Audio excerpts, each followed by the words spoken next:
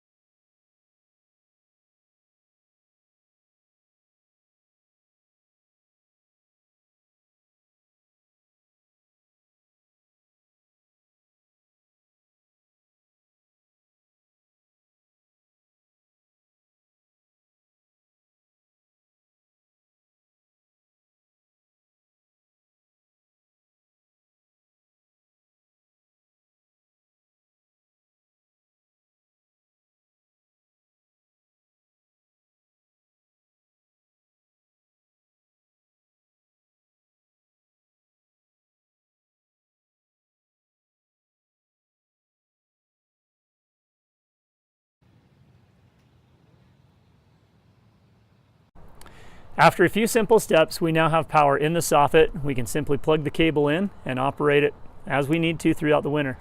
This process is not always easy, so I highly recommend use an electrician or somebody qualified to add this power source. I hope this video was helpful to you. Keep posted for more videos that we post, and please don't forget to subscribe to our channel.